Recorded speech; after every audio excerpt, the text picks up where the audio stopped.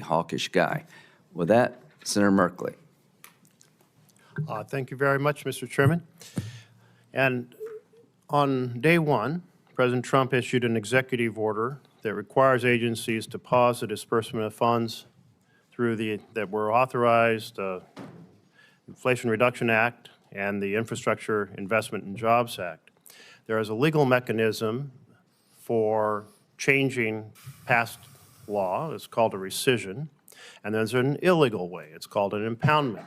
Will you send a rescission message to Congress, or will you use the illegal impoundment strategy?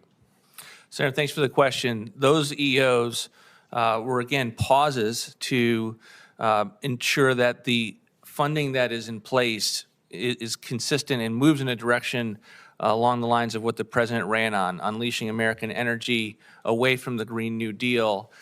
The Rescissions or impoundments? Which strategy will you use? That's a simple question. There's a section in those EOs that says that the Office of Legislative Affairs will work with the Office of Management and Budget.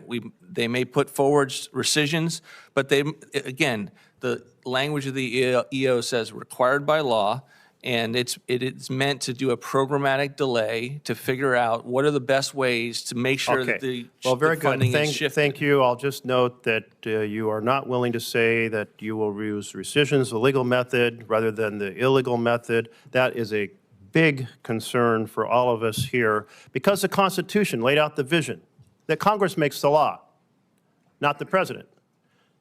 So the fact that you continue to advocate for this impoundment strategy, that is completely in violation of our Constitution, and I'm deeply disturbed that you will not renounce that today. So let's turn to work requirements. You've been a big advocate of work requirements. You encourage states to adopt waivers that would allow them to do that for Medicaid. One state tried it, Arkansas. It produced no increase in the hours worked, no increase in employment. It failed. Why did it fail? Because the way that people are able to work is when they're healthy. When they can't access health care because you want to cut it off, they're really trapped in poverty. And trapping people in poverty is really, well, not helpful. Now that your idea failed so miserably, are you going to advocate for it again? You know, Senator, one of the major legislations that our side has been very proud of since the 1990s was the impact of welfare reform in the 1990s. It led to caseload reductions, people getting off of welfare, going back into the workforce.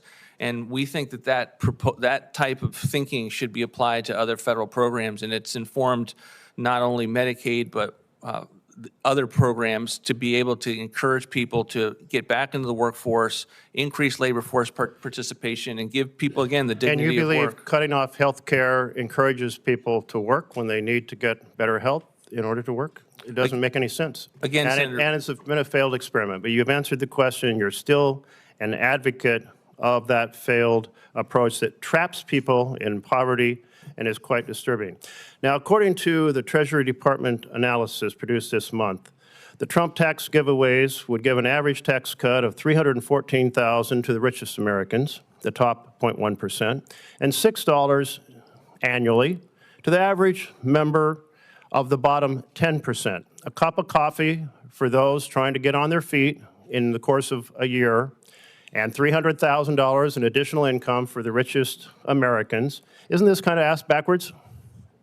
Senator, the president's tax cuts provided tax cuts for all Americans. It had a sizable increase in the child tax credit. It had expansion of the standard deduction. It was something that benefited all Americans, and as a result led to a strong economy that we hope to replicate again by having an extension of those important tax cuts. So you're very comfortable with a cup of coffee per year for the bottom 10% while you give $300,000 to the richest Americans, according to the Treasury Department analysis? Look, there are people at the higher end who are in charge of small businesses that are taking great risks to innovate and hire additional people that are not in their tax bracket, and that's part of the way that you structure economic growth. My final question, because I'm running out of time. At your think tank in 2023, you proposed $3.6 trillion in tax giveaways, primarily going to the richest Americans. And to make the numbers work, you assume that your giveaway would produce the magic asterisk. You're probably familiar with the magic asterisk. Magic asterisk is saying, don't worry, be happy, the economy will improve because we give away the treasury to the richest Americans and more revenue will come in. It's failed every single time. It's been put forward. Not a single analysis has confirmed it, and not from any serious analysis from CBO, the Congressional Budget Office, not from the Joint Committee on Taxation. And yet, are you still a believer in the magic asterisk? Senator, I'm a believer in dynamic growth for sure, that when you cut taxes, it actually has a dynamic impact on the economy. And we see that with revenues continuing to go up after all of the tax cuts that we've seen in history, 1920s, 1960s, 1980s, both of the Bush tax cuts and including and then the Trump tax cuts. We've seen a dynamic impact on the economy. Your facts are wrong, but we'll continue the discussion, I'm sure.